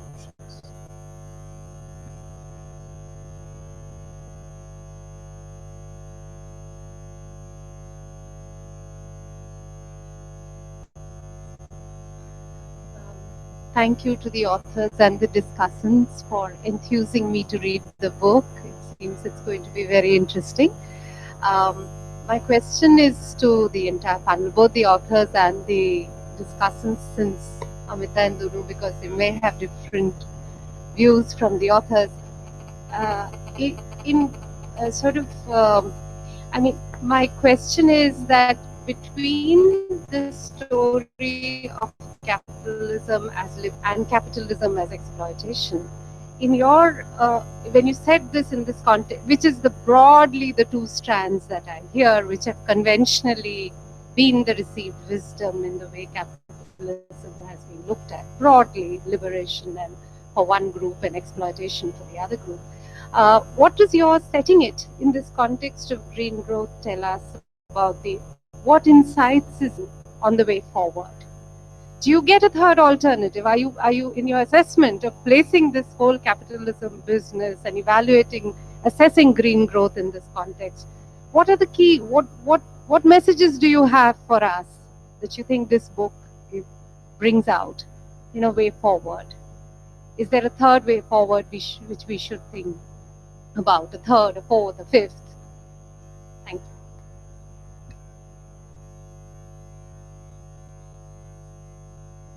I think I'll start with the last question first, and I think maybe the response will link up on some of the other questions. And I think while we were also amongst the editors, while we were discussing how to frame the alternatives, there's a lot of, I think the way the alternatives are framed in the introduction is a result of a lot of back and forth and argumentation between the editors. Right, there were preferences to have leaning more towards kind of a mass collective movement that would radically change things. And there were voices in terms of some kind of a aggregation of micro movements and collectives, and leaving it to hope in some sense, or wishing that it would add up in critical mass at some point, right? That there would be resistance. So the how to frame the alternatives is something we really struggle with, and I don't think we've really got it anywhere close, right? But it's there as a set of options. But I think, having said that, and do we have a third alternative, right? Capitalism is liberation, capitalism is exploitation. See, I think in terms of the efforts that have been expended at resisting, right? And somebody brought up the question about the state and the role of the state, right? Very often the state brings to bear a great deal of violence, oftentimes illegally, against the very laws that supposedly state is supposed to uphold. Right, so it is through directly illegal measures that a democratic society has agreed are illegal things to do that the state ensures that these kinds of movements are forced, right, are diffused. So I don't think it's a question of collectives not coming together. There are many efforts at building collectives, but you bring to bear such great pressure on individuals, and then we sing praises that, oh, there's nothing else but other than capitalism, right? But there is patent violence. And you can see, I mean, a good measure is to see how much money states spend on internal security, right? And hearsay, at least, is that Chinese internal security expenditure is equal to or larger than external defense budgets. I don't know what the number is for India. I'm sure it's a significant number. So I think this idea that people aren't resisting or collectives aren't being collectives aren't coming together to resist these kinds of contradictions.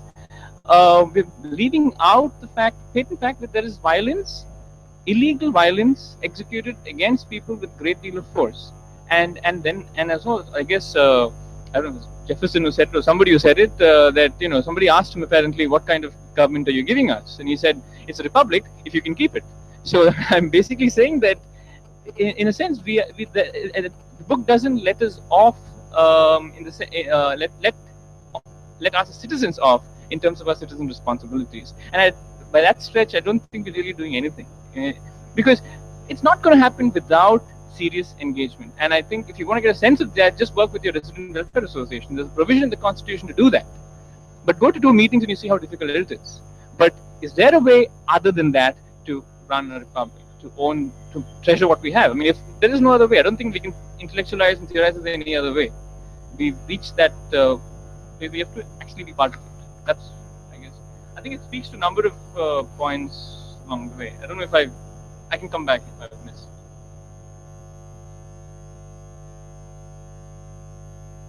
I'd like to respond specifically to the question that Shekhar raised, asking whether there was a general decline in social movements.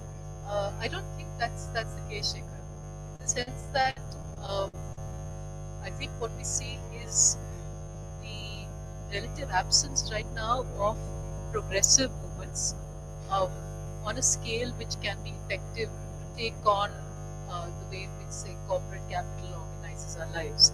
But when every day we open the papers, we read about, people being lynched because they have meat in the house or something to do with censorship. Hindu nationalism is beautifully mobilized. Not beautifully, I mean, they're very systematically. Yeah, that one can almost admire them for how systematically they, how efficiently they do it. So the question really is, I think, that issue of ideologies. My sense is that there's an ideological vacuum when it comes to challenging what Punamita called the emancipatory promise of capitalism, the idea that we can all be prosperous and we can all be happy through that prosperity. Religious fundamentalisms are offering an alternative, but they're offering it in a way which doesn't really criticize those aspects of capitalism that deal with its relationship, say, with nature. They criticize those aspects of capitalism where individuals, humans are seen as individuals, that the spiritual aspect is ignored and so on. So the only other thing I would add to that is that I think the forms of collective action have certainly changed. A lot of it is now through the media and so forth, and that was the case earlier. But I don't think there's some sort of absolute decline in collective action per se. I think what we're looking at is a decline in certain ideological forms that sustained us and inspired collective action towards greater equality. In say the 20th century, we don't have those anymore in the same way.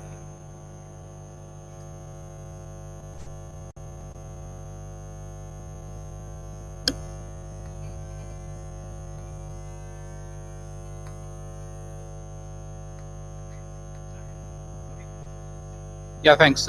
Maybe just adding quickly 2-3 comments to what's already been said.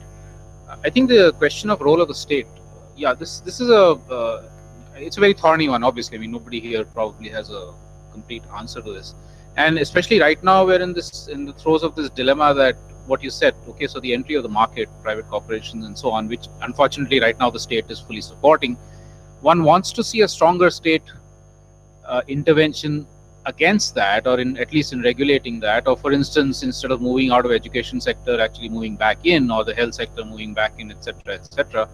The dilemma being that as soon as we do that, and I'm not against it, I think we should, we're also legitimizing the power that the state has over us. And so this is why actually when I was listing out what I think are the structural issues that we're against, it was not, to me, my mind, not just capitalism, but also state domination and patriarchy and so on. And I think it's crucial to do that. So to me, actually, the way we look at it would be a short-term role for a state. And by state here, I'm talking about nation state. State can mean many different things, nation state, which is one of what you said, as a guarantor of fundamental rights and freedoms and so on, as a welfare in situations where people still are struggling even to just get basic food and water and so on. But in the long run, I think, I personally am an anarchist in that sense, that I think if we move more and more towards direct democracy, self-governance and so on, we probably don't need a nation state, and we actually want or may need or should have a borderless world in terms of nation states. A state could also simply be a governance mechanism of a community. That's a different matter, but when I'm talking about the current forms of nation states. So I think short term, long term, we see things maybe differently. Yeah, just to add to what Amita was saying, that I think collective actions still happen. I would add to it and put it a bit more positively. I mean, for instance, last December, I think it was December 2015, if I'm not mistaken, where for the first time, at least in my 35 years of seeing mass movements and so on, that we saw environmental, labor rights, pensioner rights, water, food, and many other movements coming together in Jantar Mantar in a common thing, saying this time the fight is about our rights, and then pledging that they will keep working together for a mass change. Now, of course, that's a very difficult thing to do, but the very fact that people are actually cutting across sectors now in mass action or in collective action is, I think, a positive sign. And I think at least in some of those areas, there isn't a complete decline in collective or mass action. How we go beyond that into the kind of, I think the very relevant question that Amita asked is, what is that vision or message or something which could actually attract a lot more people, which is as powerful as either capitalism or Islamic fundamentalism, or in India Hindu fundamentalism. That is still something we have to grapple with. But I do think that there is greater and greater at least recognition and desire for a number of the movements to come together cutting across sectors to face the kind of either right-wing fundamentalism or capitalism or whatever that the state is, the system is imposing on us. But in order for this to happen more, I think, and this is a much more longer term thing, as I mentioned, I think things like the education system have to change. We have to fundamentally alter that, because the education system does polarize us. It does say that you and I are different individuals, and I'm going my way and you're going your way. And unless we can actually start at that level where in school I'm actually imbibed with the feeling that I'm moving ahead only if the rest of the class is also moving ahead, and I'm working collectively with the whole class instead of I'm coming first and it doesn't matter what happens to the rest of the kids. I think that fundamental thing has to start over there. And of course, this is a very basic change in the education system itself, apart from others. Manoj, different forums do use different tongues, and I think in an institution like this, I think it's fine that we're using English. But for instance, when we do the Vikalp Sangams, it's either Telugu or it's Ladakhi or Hindi or whatever it is. And I think at that level, in fact, sometimes we feel excluded because it's completely the local language. So I'm not complaining about it, but I think that's how it works. But I totally agree with you that we have 800 languages. Let's use them. Yeah, but I mean, which one will we use here will become then an issue. But yeah, so what, 780 living languages in India, and we absolutely have to try and work ways of sustaining them. Yeah, last point, I think a couple of last points. Instead of growth, to use living, and this is very interesting actually, and again it's an issue of language and epistemology. I put out a slide there which had some terms from, say, Latin America and Africa. Ubuntu, there's many different ones which very badly translate as living well or well-being or the good life, not in the way the Reliance puts it, but in the way that indigenous peoples put it, movements put it. And yeah, so I think we need to find that language or to revive some of that language or find new ones in order to actually convey something which is very different from growth. And I would actually say even very different from development. I have a problem with the word development in many ways. So in fact, in our book, we don't use that. And finally, I think Parunita's point, yeah, it's not maybe not a third, and I think you said third, fourth, fifth alternatives. One of the questions yesterday, one of the people in the audience, we had a session at NISTATS with the book, asked was, how do you mainstream the alternatives? And to me, actually, that's a contradiction in terms. Why have a mainstream? I mean, let 1,000 streams flow. Right? So it seems to me that alternatives actually are emerging, whether it's to capitalism as emancipation or capitalism as exploitation, or, and I keep adding this, state domination or socialism or communism in the way that we've known it so far at least. There are literally dozens of, maybe hundreds or maybe even thousands of alternatives. And I think we need to look at those, learn from them, respect, have mutual exchanges, build more collectivities. Because to me, it would be a huge mistake if we were to say, well, here is now the alternative system that we want for the whole world. That to be contradiction in terms, because diversity is such a fundamental principle that we need to work with. Thanks.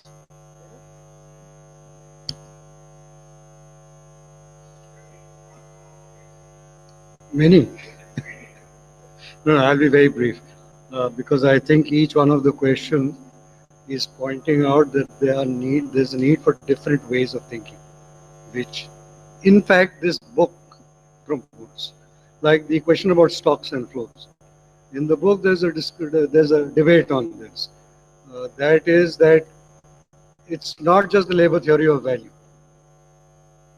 When you're talking about resources, when you're talking about raw materials, when you're talking about nature, nature itself has a value. Right? But it leaves the debate unfinished. It raises the debate, leaves it unfinished, and it could have gone a step further to talk about an energy theory of value, which would bring stocks and flows together. Right? So this is what the book is doing constantly. It's raising issues like, for example, about the state. The state as the managing committee of the bourgeoisie, or the state as an instrument of representative democracy. These are variations of it. What we are currently seeing is that the state is an instrument of global capital, period. Representative democracy is only a kind of fig leaf to make itself legitimate. So consequently, one can talk, and that again is where the book stops. One can talk of either capturing the state or doing away with the state. So the book leaves you there. And I think that is why this book is valuable, because it is talking about issues which actually transcend the book itself. And the final word on this about collective action, see, it's very much like representative democracy. That everybody is equal, therefore those who represent you in parliament are speaking your language, if you like. They're not. 75% of our MPs are crorpatis. To expect them to talk the language of the common people is ridiculous. So the question is similarly with respect to media, which tells you, is there any collective action going on or not? Who's owning media today, and what is being put out there as knowledge or as information? Again, the book brings you to that cusp and talks about the appropriation of knowledge. But then it does not deal with its either reappropriation or constructing new forms of knowledge that in fact cannot be appropriated. And that is the take that I take away from this book, that it resurrects a lot of old debates that we'd heard in the 60s and the 70s, which had disappeared in between, which are now coming back again. And it leaves you at that age. Whether we take it beyond that age or not is something I think that's up to us. Well, let me say a few words, having been a bit of a player in this. I'm not going to try and comment on all that everybody has said here, but probably to put a bit of a background to this in terms of why I've been probably more like the political sociology of these concepts. Sustainable development came into the required political salience in the Plan Commission. And the main reason it came into the book, I was a chap who wrote this stuff,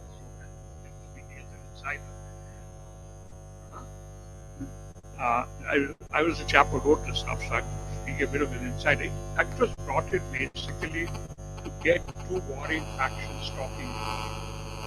The commission was falling apart because a group of people who were sort of classical environmentalists, mainly dealing with end-of-life solutions, wanted a certain type of report, and another group of people thought this was a conspiracy to stop development and growth, and there was a complete breakdown of communication. And in the I injected that notion of sustainable development, frankly, as a political device, simply to get people talking with one another. And for those of you who are interested, I'll send you the original, what I call the birth certificate of the concept. Send me an email, DESAI@gmail.com, and send it to you. What is very interesting is my marginal comments on the first note, which was written on this, which is almost exactly 30 years ago. And one of the marginal comments there in the notice, I've written something to the effect that any standard of consumption which is practiced by everybody in the world would hit global limits, cannot be considered to be sustainable. My marginal note there is the commissioners would like this toned down. Now that's in a sense an indication of what was already there. And what has really happened in the transition from sustainable development to green growth is an almost complete shift to a supply side emphasis, an almost complete abandon of any talk of what you call green living, or what could call the demand side of the equation, which has more or less disappeared. What we are now looking at is essentially technological fixes, market fixes, etc., which would allow us to have the same sort of consumption, but in something which would be environmentally friendly. Very interesting that in the climate convention, the model that was in people's mind was the ozone convention. Now, what is ozone convention? The ozone convention basically is a convention where a different technology was used in order to replace the CFCs, but there was no talk of people using fewer air conditioners, fewer refrigerators. The focus was in, and also incidentally, in my view, it happened because DuPont developed the technology and therefore had a ready market for it. And that was a model which people had in mind when we were doing the climate conference also. So one of the reasons for the shift is basically that this was already inherent right in the beginning. Yes, it's true.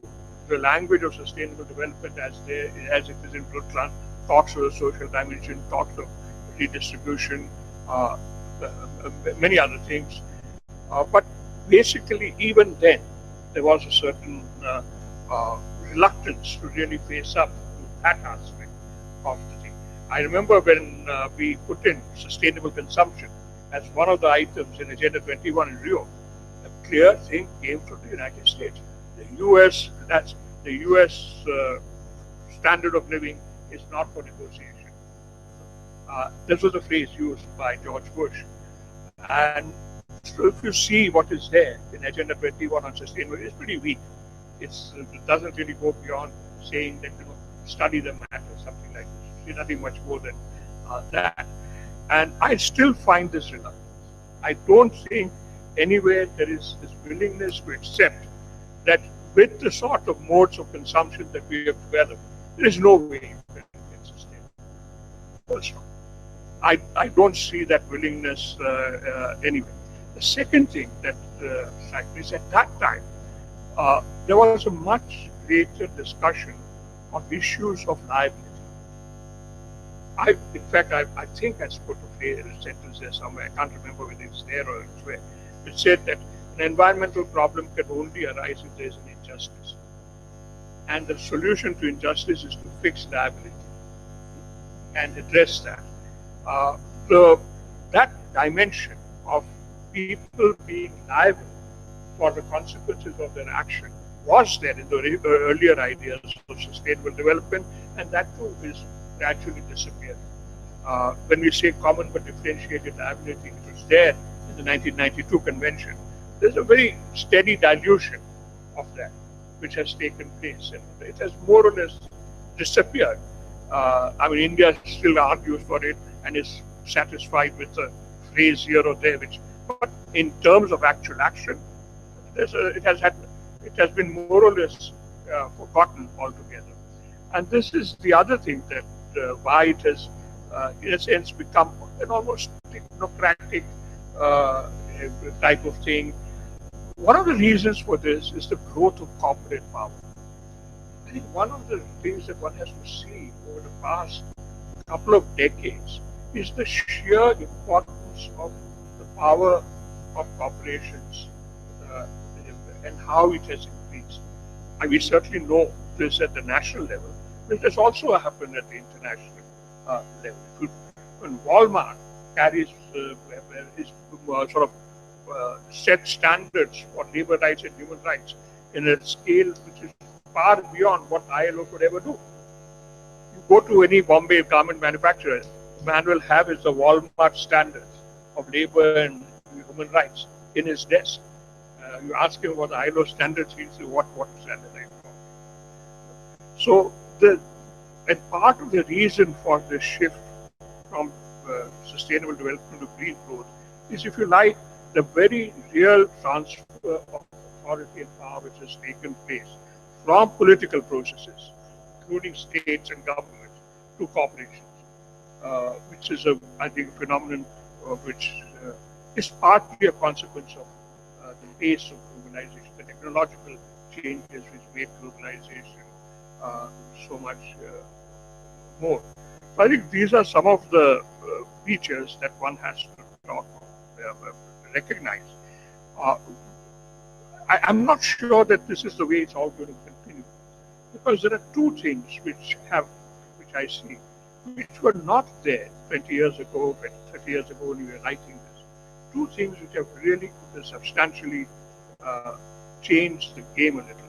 One is the growth in inequality far exceeds what anybody could have anticipated it, and in my opinion, far exceeds what is tolerable in a democratic society. And I think we are already seeing the consequences of this.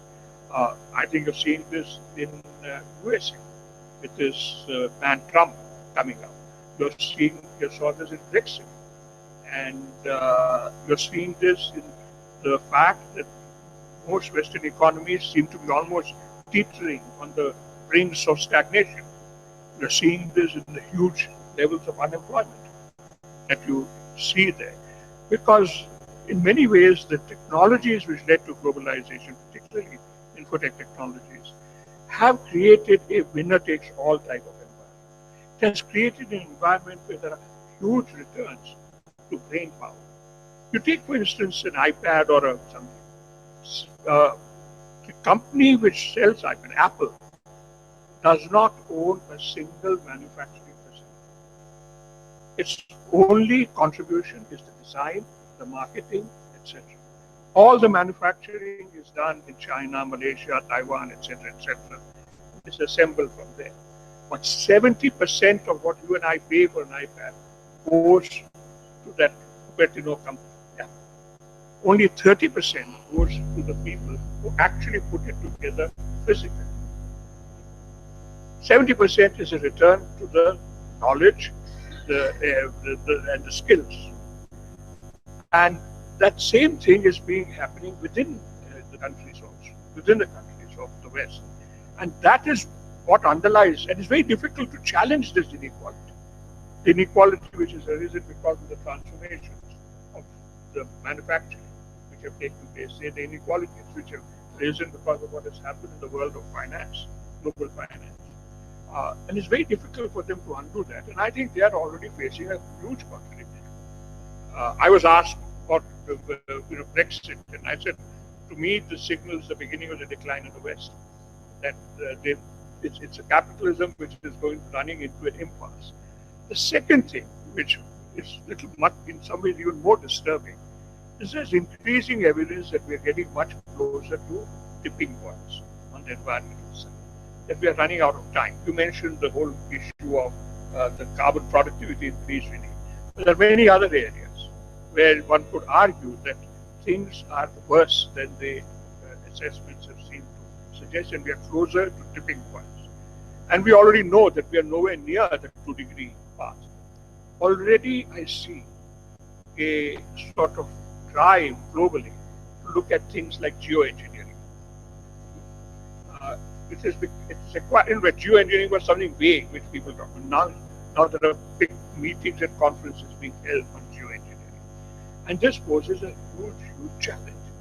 A challenge not just in the simple soft class conflict or anything, but a challenge in terms of actual, because the USA puts up something to protect its climate. It may have huge adverse consequences on others. So I'd say that these are the two things which are most troubling. The first is something which I think will play out over time. I suspect that it will take longer than it thinks. Certainly, if Mr. Trump wins, it will be far sooner than all that. Incidentally, he plans to dismantle all environmental legislation anyway. So, my final thought to Amit and the others is start looking a bit at the sociology of environmental movements. Having been involved in a lot of these, I see a big range.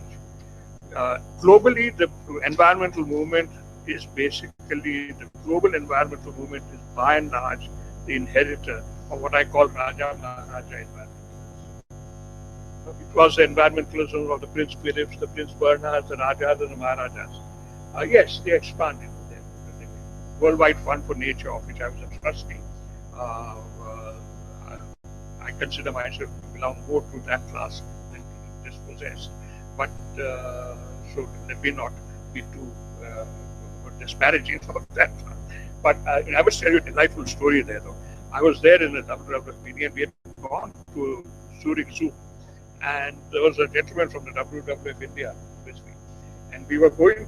And the zoo has a program on the breeding of the Asian lion, and they had a little exhibition next to that place, and in the exhibition they had a villains gallery of people who had shot lions and were photographed with the foot on the lion and holding a gun in the hand. And I was walking down this and said, that's my uncle. Oh, that's my father's friend. I said, keep quiet, keep quiet. You're supposed to be protectors of this stuff, you know. You're not supposed to announce yourself as one of the villains. So there's a whole class. And in India, that is still very strong, that Raja Maharaja. But there is another environmentalism, which is much more indigenous. And it goes back very far in Chipko, etc. And that's it, the environmentalism. And that environmentalism doesn't even think of itself as being environmental.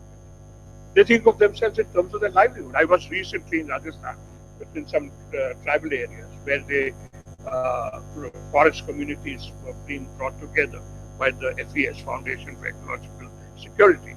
And these people don't think of themselves as being environmentalists at all. They are basically just protecting their own livelihood, their own well-being. And incidentally, what is very interesting is, though they were forest communities, I met three of them. All three gave a presentation to us in terms of the impact of afforestation on water. So in one place, the youngsters had put together a graphic saying, "Ab yahan tak pani yahan tak aa raha tha, May mein. Abhi yahan tak aa raha hai. Abhi hamari umeed ye hai ki yahan tak aayega." You see? So the whole attitude was to look at it in terms of what is it doing to water resources, though the project itself was on forest management. There are many other things. I will not trouble you with this. I wrote about this once in a business standard. You can look at it.